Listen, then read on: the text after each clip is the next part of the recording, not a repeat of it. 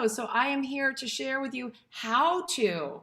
One of the biggest fallacies that people have is about aging and their metabolism. So I wanted to come here today and enlighten you on what that really looks like and support you on your mission to lose weight, because I know even from querying my tribe, there's a lot of misconception out there. So I want to share with you some really good tools, tips, and techniques that are going to help you to rev up.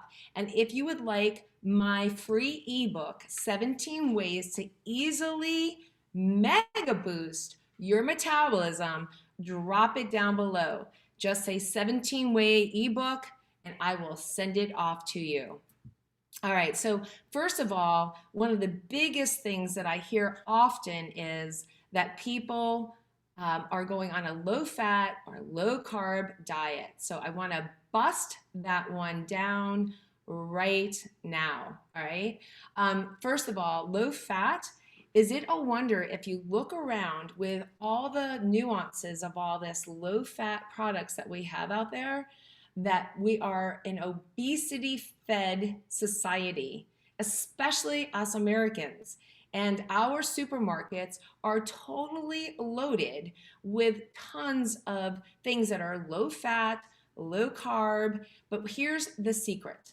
They are filling them with other chemicals. They are taking the fat out and putting salt in its place. They're making things taste good, or somehow with what? How are they doing it? Why is it that our ancestors didn't have weight problems even as they got older? Do you think that our metabolism has changed, or is it something else that we're doing? So here I am to bust it down in 10 minutes. First, I want to just give you a little bit of tidbit about being aware of a low carb diet, because they may be effective for rapid weight loss. There's nobody going to deny that they will help you to lose weight fast. But how many times have you done this low carb diet only to bounce back and gain more weight? Hence, it is not efficient or effective. If it doesn't work long term, it doesn't work. My techniques that I'm going to be sharing with you in the ebook, and some of them I'm going to be sharing with you at the end of this, are about long-term health and well-being. And it's about feeling good about yourself. So here we go. One of the bad things that is in the low carb diet is it may very well lack essential nutrients and fiber, and it's difficult to stick with them. So there's 3 good reasons. At the end of the day, at the beginning of the day, while you're eating, you want to eat things that are healthy for your cells. If they're healthy for your cells, they're healthy for yourselves. So remember that. So if you're thinking about following a low carb diet, I want you to reconsider. Some foods that contain carbs may also have a wealth of nutrients and healthy fiber. So on the other hand, if your diet typically consists of lots of processed high carb foods, and I'm going to explain the difference between high carb and low carb in just a moment, then you're primarily eating white flours, you're adding sugars, you may be beneficial to definitely cut back on those, okay? But there's a definitely way to eat those and not gain weight. I have a burrito, some kind of roll up, at least 3 to 5 times a week, and I'm not fat. Why is that? So according to the dietary guidelines for Americans, 45 to 65% of the calories that you consume daily should come from foods that contain carbs. And guys, everything, unless it's a fat or a protein, has a carb. So yes, you're eating your carbs. So let's say the average person eats 2,000 calories a day. That's between 900 to 1,300 calories of carbs, or 225 to 325 grams of carbs each day.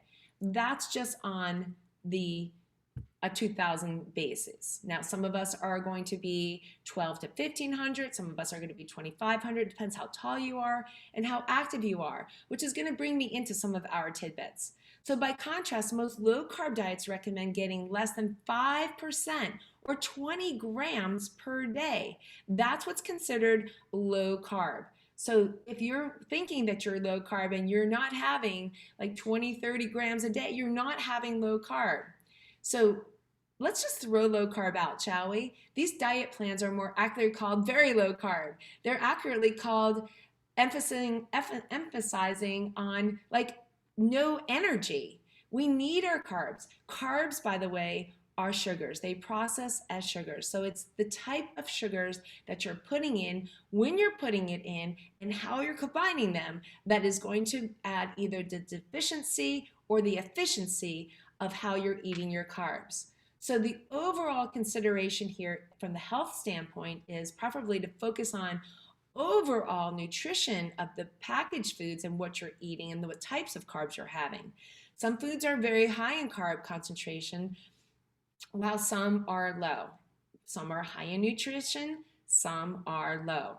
So if you're eating something that's low, let's say popcorn, and it's empty calories, then you're filling yourself with nothing. You're giving your body functionally, optimally nothing. And that's that. That is what you want to consider. So I want to show you the difference between low carb and high carb. So these are going to be the example. These are all singular. These are simple. They're easy to be digested. They are already broken down. A high carb usually is broken down into 1 or 2 molecules. And so they quickly and fastly go into your bloodstream. And that's where that glucose intolerance can come into play, where those simple carbohydrates are being broken down or being absorbed, faster, all right? Now this, on the other hand, and foods that are made up of that are like fruits, your milks, your vegetables. They are all simple carbs. Your complex carbs, on the other hand, oh yeah, and of course those processed foods, right? Your candies, your pastries, your bagels in the morning. If you're starting with a bagel in the morning, you might as well just open up your mouth and dump the sugar in and say, give me more sugar later on, because that's exactly what's going to happen. On the other hand, if you start with complex carbs, they are strung together. They are also called starches. They are linked sugars. These are complex, like grains, your wheat, your rice, your barley, your rye, your starchy vegetables, your squashes, your potatoes, your corn, your peas, your beans, you get it. Your fruits and your vegetables contain these types of carbs. And although some are lower than the other, they are all complex, right? So that's why a sweet potato is not a bad thing, because it's complex, and if you eat it with its skin, then you're getting the fiber, which makes it to break down even slower. So starches have to be broken down into these simple sugars before your body can use them as energy. Because complex carbs take more time to digest, they are a better choice, and they also keep you feeling fuller longer. So there's more reasons. So if you eat a whole grain type of a bread, if you eat like an Ezekiel, a high protein type of a bread, you're not in a bad way. You're in a much better position than if you were to eat just a white bread or something that has no nutrition. Hello, Eric. Hello, everybody. All right. I see everybody jumping on into the Insta. Hi, everybody. I will say hi afterwards, so stick with me. I want to remind everybody who came in late, if you want my 17 ways to easily mega boost your metabolism ebook, drop it below and I will private message it to you. My 17 ways to easily mega boost your metabolism. Now there's a lot of fallacy that goes around with people who think that their metabolism slows up as they get older. Well, is it fallacy or is it true? I want you to drop it down below right now. Is it true or is it false that our metabolism slows down as we get older? I would love to see your answers. Go ahead and drop them down. I'm watching you guys. Yes, yes. So I'm going to give you one more second. Dun, dun, dun, dun. Does our metabolism slow down as we get older? Yes, Gina says true. Good guess, Gina. Who else has a guess out there? Who else has a guess? I want you guys all to write down, do you think your metabolism slows down as we get older? We've been told that, right? We feel that. We blame it. Does your metabolism slow down when you hit menopause? Does your metabolism slow down when you hit menopause? Now that's a little bit trickier, but I'd like to know your answer to that one. So I'm first going to answer this. Does our metabolism slow down as we get older? Well, it's not that easy to answer. It's a yes and a no. So here's the thing. If you maintained all the things that you did when you were younger, in your young childhood, in your teens, and possibly even in your 20s, then your metabolism is not going to slow down. But if the environment of what you're doing has changed and you're not moving, if you're more sedentary, if you're not drinking enough water, and I'm going to go into some of these other things, if your hormones are off, then yes, your metabolism is going to slow down. So how do we speed up the metabolism? I'm going to give you a couple of clues here, but I'm going to also invite you to subscribe, and it's just free. You don't have to subscribe to anything. I'm going to just send it to you. All you have to do is write down and make sure you tag me if you're watching this on a replay. Becca, I want your 17 ways to easily mega boost my metabolism, and I will be more than happy to send it your way. All right, so we've already discussed how all foods other than fat and proteins have carbs. So your fruits contain fructose and they're easily absorbed natural sugars, right? They contain fiber also and vitamins and minerals. So they're a healthy, consumed whole form of sugar. The fiber in fruit actually absorbs water, including the sugars, to absorb it more slowly into your bloodstream. So if you are diabetic or pre-diabetic, there are some fruits and vegetables that you can have and some that you shouldn't that are higher on the glycemic count, and you can always tag in to my blog post for information on the glycemic counts on your foods. So it's not necessary to have a low carb diet after all. I do want to suggest, though, things like soft drinks, candy bars, cookies, and other sweets that are certainly high in calorie and have fast absorbing carbs, right? We talked about those fast absorbing carbs. We want to avoid those more than not. Is it okay to have it every now and then? I think everything is okay to have every now and then. The bottom line is this. When it comes to consuming carbs, whether they're simple or complex, choosing whole natural sources is always the way to go. And keep portion sizes under control. Consuming too many carbs at any time of any type increases your chance of weight gain. So I'm going to give you some examples of high carb foods. Ready? Whole grains. Your whole grains like your brown rice, your quinoa, your millet, your barley, your buckwheat, rye, teff, and fruits, vegetables, legumes, your peas, your beans. Those are all examples of high carb food that you can have.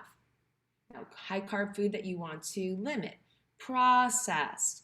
If it's in a package, if it has been altered from its original state, that means it's processed. So refined flour, refined sugar, all right? Those are all the ones that you need to be more wary of. Now, what I want to do is just see if there's any questions here. Hello, hello. So the answer to, does our metabolism change as we get older? There, as I said, there is a yes and a no to that, but more so it's how we're changing our lifestyle that is changing our metabolism. All right, so let's give you guys a couple of examples. Whoops, I think I lost my page here. Let's give you guys a couple of examples of some awesome, easy ways to rev up your metabolism. And then if you'd like the ebook sent to you so that you have it and you can refer to it, then just drop it down there below that you want my 17 ways to easily mega boost your metabolism. So hot peppers. If you like it spicy and hot, woo, you're in good luck because the capsicum that is in there boosts your metabolism. It's great to add into your foods. I actually add it even into my coffee when I drink it. Next, bell peppers. Is that a surprise to you? It was a surprise to me when I was doing some homework on this. Especially your red hot peppers that we talked about. They aren't the only ones. Yellow peppers are also awesome. So they help to boost up your metabolism. Celery. Celery might not seem like a superpower, but it's in its blandness, it is super beneficial, and it also helps to boost up your metabolism. It's a low calorie food that stimulates digestion because you have to do a lot of chewing. So just the essence of the chewing, breaking down the fiber, which also keeps you fuller longer, it helps to boost up your metabolism. For those of you who like fish, tuna is awesome, but even better is salmon, mackerel, herring, and sardines. I know people that eat cans of sardines. Not me, but they're also awesome because they also have omega-3 fatty acids, which stimulate the production that regulate your metabolism and your appetite. Something that you guys probably don't know, if you have listened to me, then you might know the number one thing: water. When you are dehydrated, you are slowing down your endocrine system, and you feel tired, you feel sluggish, and what's the first thing you do? Your body says, give me some sugar. So make sure you are drinking adequate amounts of water that is a starting point of half your body weight in ounces. So if you weigh 200 pounds, you want to be drinking 100 ounces of water. A typical female between 125 to 150 pounds, again, half your body weight in water. If you drink coffee, you want to take that amount of coffee, double it, and add that to your water. And what I tell my people is, my tribe, start your day with 12 ounces of room temperature water with some lemon. Keep it at your nightstand. It's the first thing you do after you do your GIA. All right, you guys, I hope this was helpful. I have tons more tips and successful ways to help you mega boost your metabolism. All you need to do is drop down a message. Becca, drop me my 17 ways, and I will get it to you. All right, you guys, ciao for now. I'm going to be back with your 17-minute workout shortly. Whoops.